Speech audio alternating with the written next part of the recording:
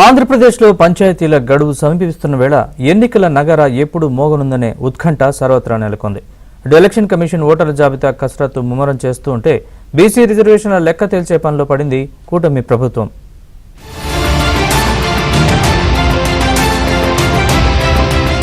ఏపీలో స్థానిక సంస్థల సమరానికి రంగం సిద్ధమవుతోంది. వచ్చే ఏప్రిల్ 4తో 12,986 గ్రామ పంచాయతీల పదవీకాలం ముగియనుండటంతో అధికారం చేజిక్కించుకునేందుకు రాజకీయ పార్టీలు వ్యూహ ప్రతివ్యూహాల్లో మునిగిపోయాయి.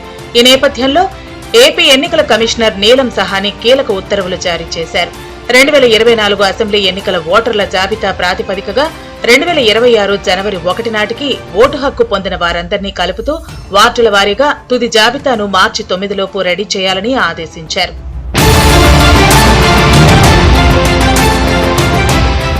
ఎన్నికల నిర్వహణకు కమిషన్ సిద్ధమవుతున్న క్షేత్రస్థాయిలో రాజకీయ సమీకరణాలు మాత్రం సందిగ్ధంగానే కనిపిస్తున్నాయి.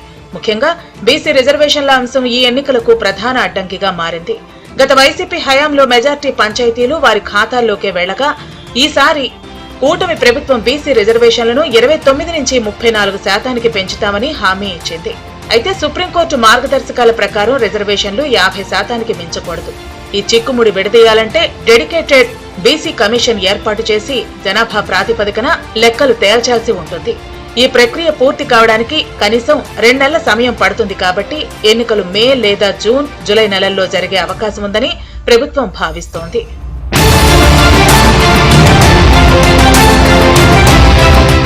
మరోవైపు పంచాయతీ నిధుల వ్యవహారం రాష్ట్ర రాజకీయాల్లో సెగలు పుట్టిస్తోంది.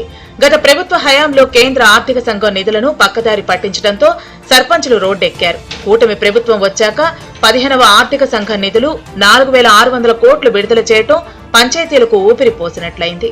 అయితే మేజర్ పంచాయతీల్లో నిధుల దుర్వినియోగం జరుగుతోందన్న ఫిర్యాదులపై ఉప ముఖ్యమంత్రి పవన్ కళ్యాణ్ నిప్పులు చెరిగారు. పంచాయతీల గడువు ముగిసేలోపు నిధుల వినియోగంలో ఏమాత్రం అవకతవకలు జరిగినా ఉపేక్షించేది లేదని అధికారులను హెచ్చరించారు.